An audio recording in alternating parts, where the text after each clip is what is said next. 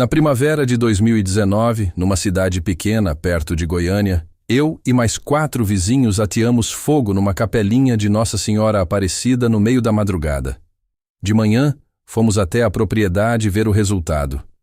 O que encontramos nas cinzas mudou nossas vidas para sempre. Meu nome é Adilson Barreto, e essa é a história do milagre de Nossa Senhora Aparecida, que começou com um galão de querosene e uma decisão que nenhum de nós devia ter tomado. Mas antes de continuar, deixa um comentário dizendo de onde você está assistindo e que horas são aí agora. Eu adoraria ver até onde os milagres de Nossa Senhora Aparecida estão chegando. E já que você vai ficar comigo até o final dessa história, não sai desse vídeo sem abrir o comentário fixado logo abaixo. Tem uma coisa ali que preparei com carinho para quem está caminhando de fé e quero que você veja antes de ir embora. Você conhece aquele vizinho que todo mundo procura quando tem problema, cano estourado, cerca caída, briga entre vizinho? Aquele cara que resolve tudo, que tem opinião sobre tudo, que fala alto e todo mundo escuta. Esse era eu, Adilson Barreto, 53 anos. Morava naquela cidade havia mais de 30 anos. Trabalhava numa distribuidora de material de construção. Conhecia cada pessoa daquela rua. Eu não era homem mau. Deixa isso bem claro desde já. Eu não era do tipo que faz as coisas por maldade. Eu era do tipo que acha que sempre tem razão. Minha esposa, Kátia, dizia que eu era como um trem. Uma vez que decidia uma direção, não tinha desvio possível. Eu era evangélico, frequentava a igreja desde criança, mas confesso que minha fé na época era mais hábito do que convicção. Ia no culto de domingo, mas por dentro eu acreditava mesmo era em trabalho, em resolver problema com as próprias mãos e em dormir com a consciência tranquila. E se eu sou honesto com você, eu também carregava um desconforto antigo, quase automático, com esse tipo de devoção católica, imagem, vela, terço. Achava aquilo, no fundo, uma forma de idolatria, coisa que a Bíblia não ensinava. Nunca discuti isso abertamente com ninguém, mas aquele incômodo morava em mim havia anos, e por 30 anos aquilo funcionou perfeitamente, até a senhora da casa ao lado decidir construir uma capela no quintal dela. Dona Margarida tinha 78 anos e morava naquela casa havia mais tempo que qualquer um da rua. O marido dela tinha partido havia quase 10 anos. Os filhos, já adultos, moravam longe. Ela vivia sozinha, mas nunca parecia sozinha. Sempre tinha alguém tomando café com ela na varanda. A porta ficava sempre aberta, e Dona Margarida tinha uma devoção profunda por Nossa Senhora Aparecida. Todo mundo sabia que na sala dela tinha uma imagem, mas em março de 2019, Dona Margarida fez uma coisa diferente. Mandou construir uma capelinha no canto do terreno dela, um espaço pequeno e simples, parede de madeira, telhado inclinado, porta que ficava sempre aberta. Dentro, uma imagem de madeira de Nossa Senhora Aparecida de uns 60 centímetros, um banco para 2 pessoas e um suporte para vela. No início ninguém deu atenção. Era só mais uma coisa da Dona Margarida. Mas depois um vizinho começou a ir rezar de manhã cedo. Depois outro, depois um casal que morava 2 ruas acima. Em 3 semanas, a capelinha da Dona Margarida tinha visitante todo dia, de manhã, de tarde, às vezes de noite. Uns rezando, outros acendendo vela, outros só sentados em silêncio. E foi aí que eu comecei a ficar incomodado. Gente estranha andando pela rua, visitante parado na calçada conversando depois de rezar. Foi o começo. Fui conversar com Dona Margarida. Fui educado, do meu jeito. Disse que respeitava a fé dela, entendia que era propriedade dela, mas que o movimento estava me incomodando, que tinha gente estranha circulando na rua. Dona Margarida escutou tudo, sorriu, disse que ia pedir para as pessoas estacionarem em outro lugar, e pediu, e algumas mudaram, mas o movimento continuou crescendo. Não era culpa da Dona Margarida. As pessoas simplesmente continuavam vindo. Tentei o caminho formal. Fui até a associação de moradores, registrei reclamação, levei 3 vizinhos comigo para apoio. A resposta foi simples.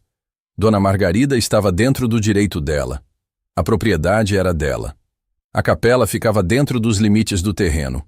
Não tinha infração nenhuma. Eu não aceitei aquilo. Isso não está certo, eu disse para Kátia naquela noite. Uma pessoa não pode transformar um bairro residencial em ponto de peregrinação. Não é ponto de peregrinação, Adilson. São umas 10 pessoas por dia. Hoje são 10. E amanhã? 2 meses depois, eu tinha 4 vizinhos do meu lado que pensavam igual. Renato, Estevão, Beto e Toninho. Nenhum deles tinha problema de verdade com a capela. Mas eu sabia conversar. Eu sabia convencer. E quando eu dizia que uma coisa ia virar problema, as pessoas acreditavam porque eu nunca errava. Pelo menos era isso que todo mundo achava. Em maio de 2019, Dona Margarida foi internada. Nada grave. Um problema no joelho que ela vinha adiando havia meses, mas que finalmente precisou de cirurgia. O filho mais velho veio de Goiânia. Levou Dona Margarida para o hospital, depois para a casa dele para se recuperar. O tempo previsto era de 6 a 8 semanas fora. A casa da Dona Margarida ficou fechada. O jardim ficou sem cuidado. Sem a Dona Margarida, ninguém cuidava das velas. Ninguém varria. Ninguém abria a porta de manhã. Algumas pessoas ainda vinham rezar, mas sem a Dona Margarida ali, o movimento diminuiu. Em 2 semanas, a capela estava praticamente abandonada. E eu vi uma oportunidade. Não aconteceu de uma vez. Não foi decisão de um dia só. Foi uma ideia que foi crescendo.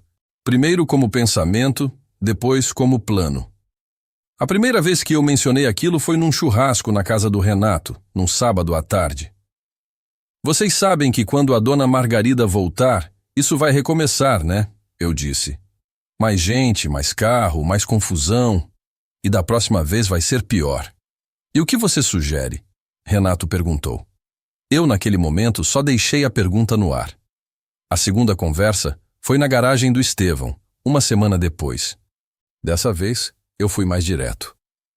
Se aquela capela não existir quando a Dona Margarida voltar, o problema acaba, eu disse. Simples assim. Você está falando de derrubar? Estevão perguntou. Eu estou falando de resolver, respondi. Ninguém disse sim naquele dia, mas ninguém disse não. A terceira conversa foi a decisiva. Foi numa sexta à noite, na minha garagem. 4 homens e uma decisão. Se a gente derrubar, ela constrói de novo, disse Beto. A Dona Margarida é teimosa. E se a gente queimar? Eu disse. Silêncio. Você já esteve numa conversa onde alguém diz uma coisa que cruza um limite e todo mundo sabe que cruzou, mas ninguém fala nada? Foi exatamente assim. Toninho foi o primeiro a falar depois do silêncio. Quando?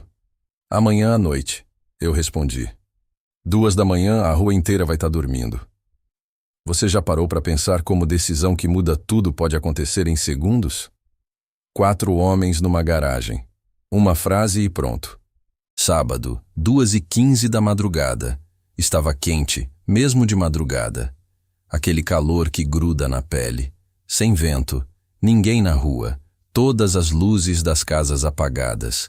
Saí pela porta dos fundos, atravessei o quintal, pulei a cerca baixa que separava minha propriedade da Dona Margarida.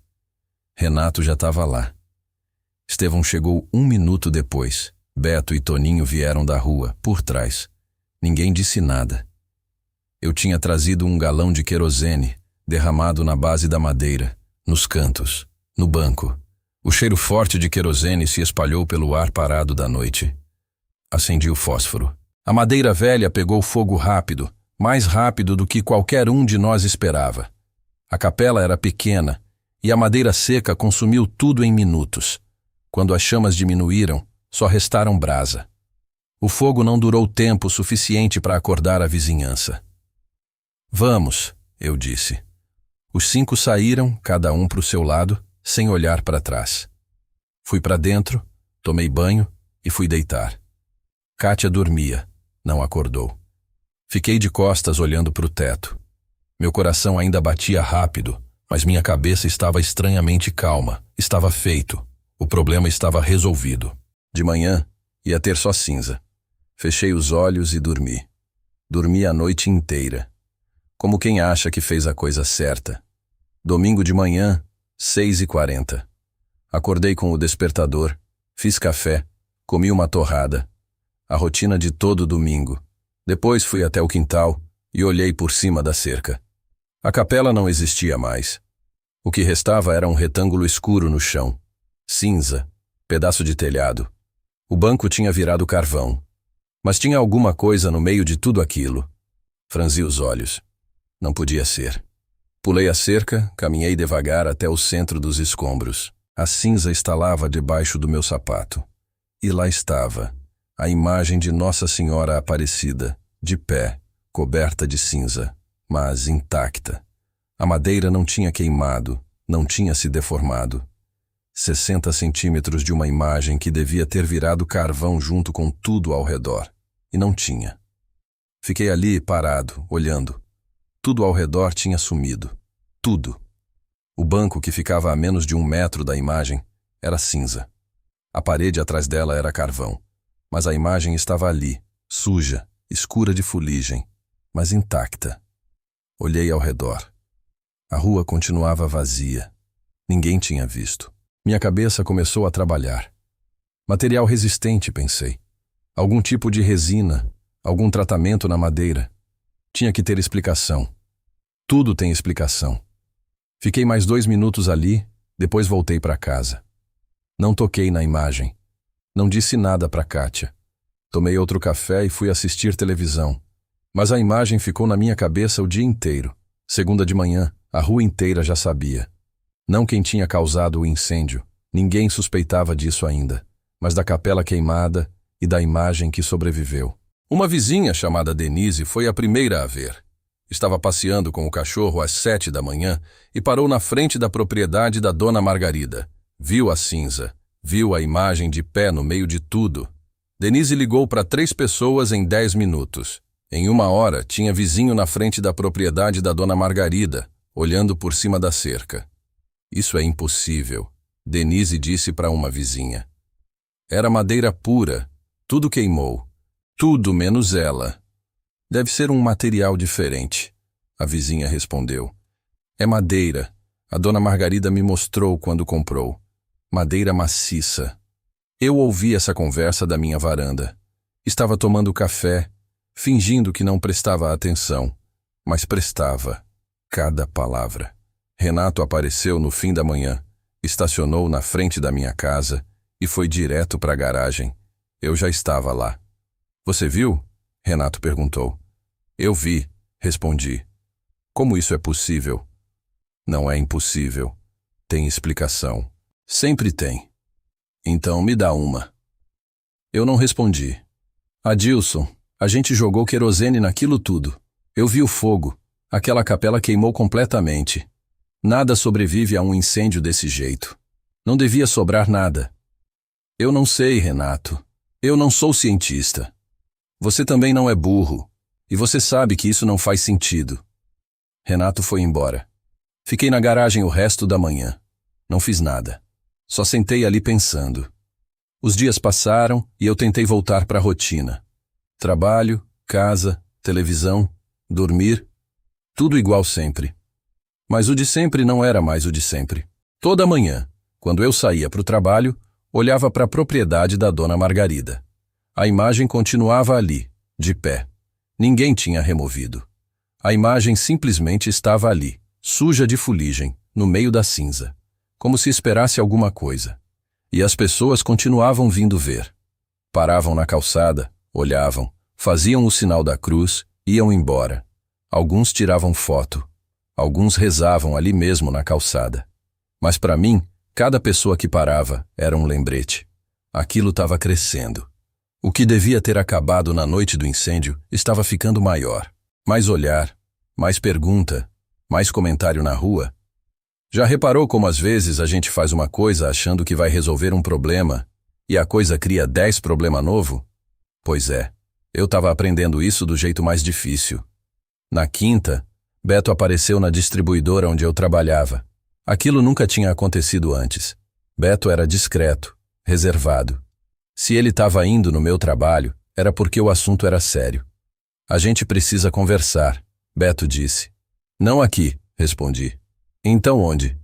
Hoje à noite, minha garagem. Naquela noite, os 4 se encontraram de novo.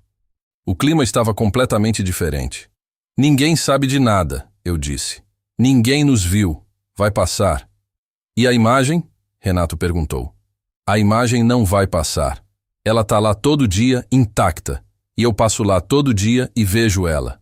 E toda vez que eu vejo, eu me sinto pior. É uma imagem de madeira, Renato. Não queimou por algum motivo. Não significa nada. Então por que você não vai lá e tira ela? Eu não respondi. Foi o que eu pensei, Renato disse.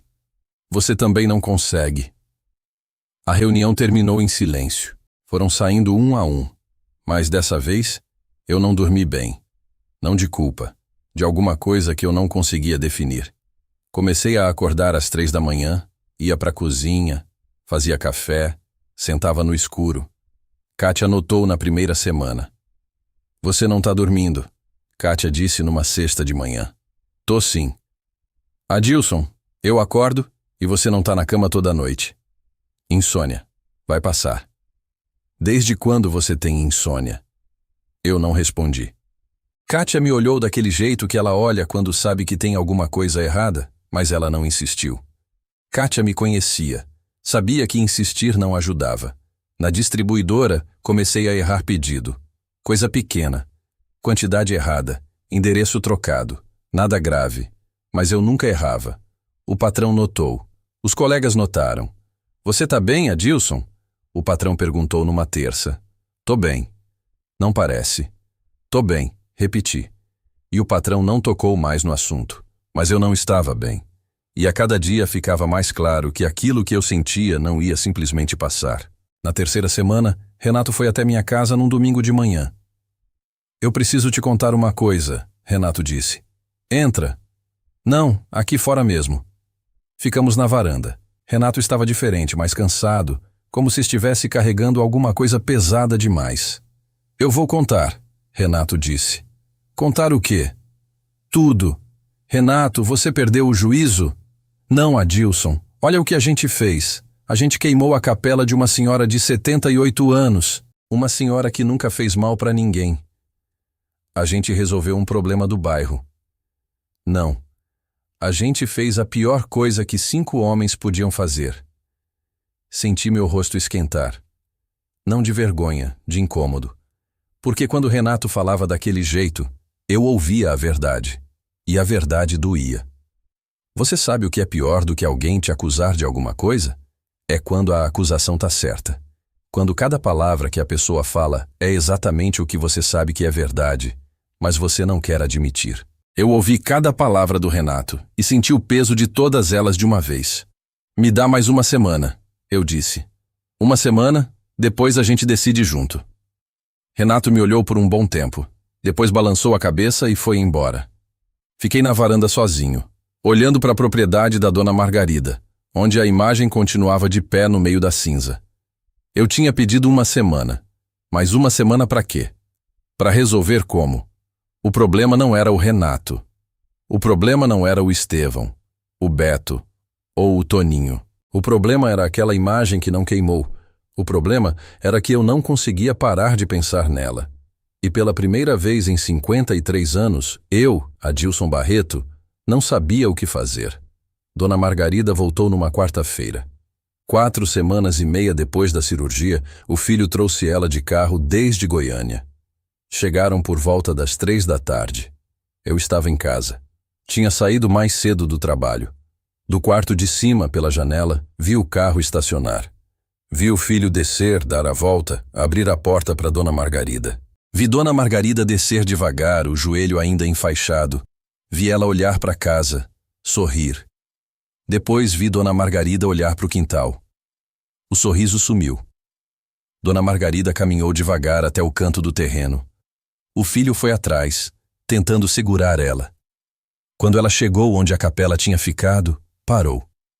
Vi Dona Margarida olhar para a cinza, vi o filho dizer alguma coisa, e então Dona Margarida viu a imagem de Nossa Senhora Aparecida de pé no meio de tudo.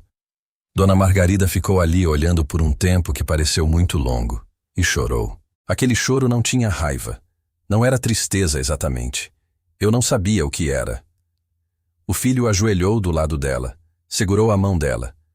Os dois ficaram ali no meio da cinza da capela, na frente da imagem que não queimou. Larguei a cortina e sentei na beirada da cama. Minhas mãos tremiam. Não era medo, não era nervosismo também. Era outra coisa. Era me ver de verdade. Era olhar para mim mesmo e ver exatamente o que eu era. Um homem que queimou a capela de uma senhora de 78 anos que nunca fez nada de errado, que nunca levantou a voz, que nunca reclamou de nada, que abria a porta para qualquer um, que oferecia café para qualquer estranho. Eu, Adilson Barreto, sempre achei que era um homem bom. Naquele momento, eu não tinha mais certeza de nada. Os dias seguintes foram os piores da minha vida. Eu ia trabalhar, voltava, jantava em silêncio, ia deitar e ficava acordado. Kátia parou de perguntar o que estava acontecendo. Ela já sabia que eu não ia responder, mas a distância entre a gente crescia todo dia. No domingo, fui até a propriedade da dona Margarida. O terreno estava diferente. Alguém tinha varrido parte da cinza. A imagem tinha sido limpa. Alguém tinha lavado ela. Nossa Senhora Aparecida estava ali, no mesmo lugar. E ao redor, no chão, tinha lírio branco e margarida. Fiquei ali olhando. E naquele momento, no meio daquele terreno queimado, com aquela imagem limpa cercada de flor, eu senti um cheiro. Rosas. Era um cheiro forte, intenso, que vinha de todo lugar e de lugar nenhum. Um cheiro de rosa como eu nunca tinha sentido, como se alguém tivesse aberto um jardim inteiro do meu lado. O cheiro era tão forte que eu olhei ao redor, procurando de onde vinha. Não tinha rosa nenhuma. Durou uns 10 segundos, talvez 15, depois desapareceu, como se alguém tivesse fechado uma porta. Fiquei parado, o coração batendo rápido, as pernas fracas. Eu nunca fui homem de fé de verdade, apesar de frequentar igreja a vida inteira. Nunca acreditei em sinal. Nunca acreditei em nada que eu não pudesse tocar, medir, explicar. Mas naquele momento, sozinho naquele terreno, senti alguma coisa que eu não conseguia explicar. Era como se alguém estivesse ali comigo. Alguém que sabia de tudo. Tudo que eu tinha feito. Tudo que eu sentia. E que mesmo assim estava ali. Voltei para casa, sentei na cozinha e pela primeira vez em 53 anos, eu, Adilson Barreto, chorei. Segunda de manhã, liguei para o Renato. Hoje à noite, minha garagem, os 4. O que mudou? Renato perguntou. Tudo. Naquela noite, os 4 se encontraram na minha garagem. Todo mundo estava diferente. Quase um mês tinha pesado sobre todo mundo. Eu levantei, encostei na bancada, olhei para cada um deles. Eu vou contar para Dona Margarida, eu disse. Silêncio. Amanhã. Vou até a casa dela e vou contar tudo, que fui eu quem acendeu o fósforo. Adilson, Estevão começou. Eu não terminei. Eu vou assumir sozinho. Vocês não precisam ir comigo. Eu planejei. Eu ateei. Eu pago. Isso é loucura, Beto disse. Pensei um momento. Eu não tô bem. Não como direito. Não consigo olhar para minha esposa. Não consigo olhar para mim mesmo. E até eu assumir isso, não vai passar. Renato se levantou. Eu vou com você. Renato, você não precisa. Eu tava lá. Eu ajudei. Eu vou com você. Toninho se levantou também. Eu também. Estevão olhou para o Beto. Beto olhou para o chão, depois levantou a cabeça. Os 5. Se a gente fez junto, a gente assume junto. Senti alguma coisa no peito. Não era alívio, mas era como se um peso enorme tivesse começado a se mover. Só 1 centímetro, mas o suficiente para sentir que talvez as coisas pudessem ser diferentes. Terça-feira, 9 da manhã. Os 5 na calçada na frente da casa da Dona Margarida. Toquei a campainha. Dona Margarida abriu a porta. Tinha uma bengala. Olhou para os 5 e não pareceu surpresa. Dona Margarida, a gente precisa conversar, eu disse. Posso entrar? Dona Margarida abriu a porta e deu espaço. Os 5 entraram. A sala era exatamente como eu lembrava das poucas vezes que tinha estado lá. Sofá florido, televisão antiga, foto de família na parede e, no canto, uma imagem de Nossa Senhora Aparecida com uma vela acesa do lado. Ficamos de pé. Dona Margarida sentou na poltrona. Dona Margarida, fui eu disse. O incêndio na capela. Fui eu quem fez. Eu e eles. Mas a ideia foi minha. O planejamento foi meu. A decisão foi minha. Dona Margarida não disse nada. Continuou olhando para mim com aqueles olhos calmos que ela sempre teve. Eu fiz isso porque eu queria que a capela desaparecesse. Porque eu achei que tinha o direito de decidir isso e eu estava errado. De tudo que eu já fiz na vida, isso foi a pior coisa. Minha voz falhou na última frase. Dona Margarida ficou em silêncio por um tempo que pareceu durar 1 hora. Depois falou devagar, com aquela voz calma que ela sempre teve. Eu sei que foi você, Adilson, Dona Margarida disse. Meus olhos se arregalaram. Eu sei desde o dia que voltei.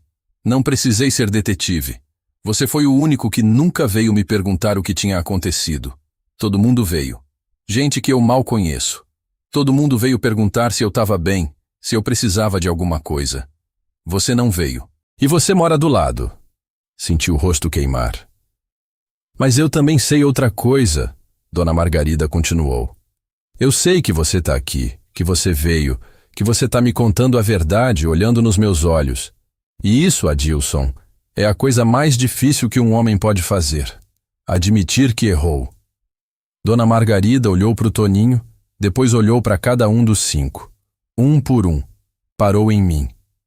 Eu vou fazer uma coisa que talvez você não entenda agora.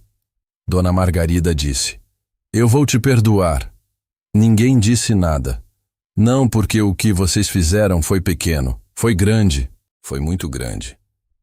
Mas porque carregar rancor não reconstrói nada. E porque, se eu peço misericórdia toda noite antes de dormir, eu preciso conseguir dar misericórdia também. Senão minha fé não vale nada. Tentei falar. Não consegui. Mas eu tenho uma condição, Dona Margarida disse. Qualquer coisa, eu disse. Vocês vão reconstruir minha capela. Olhei para Dona Margarida. Esperava qualquer coisa. Esperava ser mandado embora. Esperava processo. Esperava pagar pelo que fiz e de certo jeito Dona Margarida estava cobrando, mas não do jeito que eu imaginei. Não com rancor. Com as próprias mãos, Dona Margarida completou. Quero cada tábua, cada prego, cada pedaço dessa capela ter a mão de vocês nele. Quero que toda vez que vocês passarem na frente dela, vocês lembrem. Os 5 ficaram em silêncio. Eu senti alguma coisa estranha. Alívio não era a palavra certa. Era respeito. Um respeito enorme por aquela senhora que tinha todo o direito de fazer alguma coisa a respeito e não fez. Sim, senhora, eu disse. A gente vai reconstruir. Comecei no sábado seguinte sozinho, às 6 da manhã. Fui até a propriedade da Dona Margarida com ferramenta, limpei o que restava dos escombros, separei o entulho, preparei o terreno. Renato apareceu às 7 sem dizer nada, pegou uma pá e começou a trabalhar. Estevão chegou às 8 com a caminhonete carregada de tábua. Dona Margarida saiu de casa às 9 com uma bandeja, café, biscoito, suco, colocou numa mesinha improvisada e não disse nada. Só sorriu e voltou para dentro. Já fez alguma coisa com as próprias mãos que teve um peso diferente? Cada tábua que eu colocava era mais que madeira e prego, mais que reconstrução, alguma coisa maior. No primeiro sábado, levantamos a fundação e os pilares. No segundo, a parede e a estrutura do telhado. No terceiro, o acabamento, a porta, a pintura. Eu fiz questão que ficasse melhor que a original, mais bonita. No terceiro sábado, Denise trouxe almoço para todo mundo. Outra vizinha trouxe limonada. Um homem que morava 3 casas acima, que eu só conhecia de vista, apareceu com um banco de madeira que ele mesmo tinha feito, envernizado, bonito, do tamanho certo. Pra capela, o homem disse. No quarto sábado, a capela estava pronta. Era simples, mas era bonita. Eu tinha usado o melhor material que consegui. Tinha prestado atenção em cada detalhe. Não porque era obrigação, porque era o mínimo. Dona Margarida trouxe a imagem de Nossa Senhora Aparecida e colocou na posição, no pedestal que eu tinha construído especialmente para ela. Depois se virou para os 5. Obrigada, Dona Margarida disse. 3 meses depois, a rua estava diferente. A capela da Dona Margarida continuava lá. As pessoas continuavam vindo rezar. Rosto novo apareciam na calçada. E eu não me incomodava mais. Não é que eu tinha virado outra pessoa. Eu continuava sendo eu, falava alto, tinha opinião sobre tudo, continuava sendo o cara que todo mundo procurava quando tinha problema. Mas alguma coisa tinha mudado. Alguma coisa que as pessoas notavam, mas não conseguiam explicar. Mas preciso te contar o resto, porque a minha própria história não parou na reconstrução da capela. Aquele cheiro de rosa, aquela imagem que não queimou, ficaram na minha cabeça de um jeito que eu não conseguia deixar passar como coincidência. Eu tinha crescido evangélico, frequentado igreja a vida inteira, e sempre tinha carregado aquele desconforto automático com devoção mariana. Mas como eu ia ignorar o que eu tinha vivido?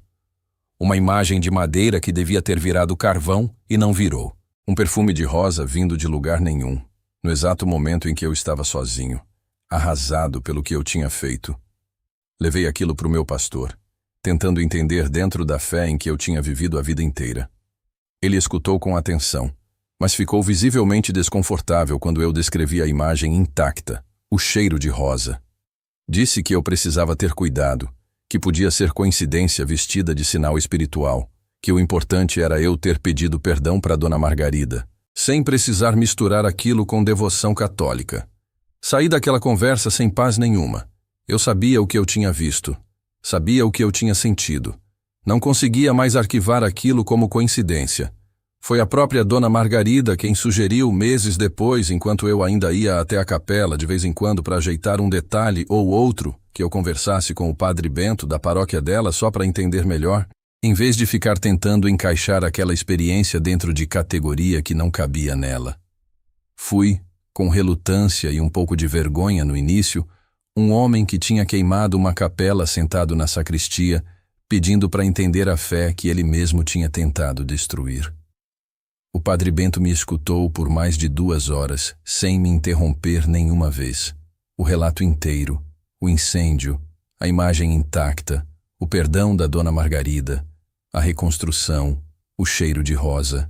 O Padre Bento não duvidou de mim, não tentou me condenar por nada do que eu tinha feito, só disse, com uma calma que me desarmou: Nossa Senhora Aparecida deixou a própria imagem de pé no meio das cinzas para o Senhor Adilson. Não para provar um ponto teológico, mas porque ela sabia que era exatamente ali, no meio do que o Senhor destruiu, que o Senhor ia finalmente parar para olhar. Nos meses que se seguiram, comecei a estudar com o Padre Bento, toda quinta à noite, o que a Igreja Católica realmente ensinava sobre a intercessão de Maria, sobre como toda devoção verdadeira aponta para o Filho dela, nunca substitui.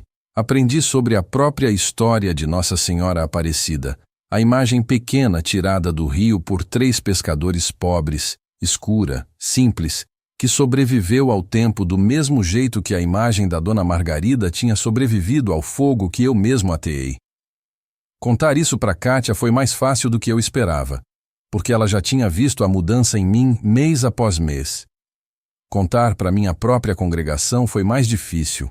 Alguns irmãos com quem eu convivia havia décadas ficaram visivelmente desconfortáveis. Alguns pararam de me procurar com a mesma frequência de antes. Não foi um rompimento gritado, mas foi um afastamento real.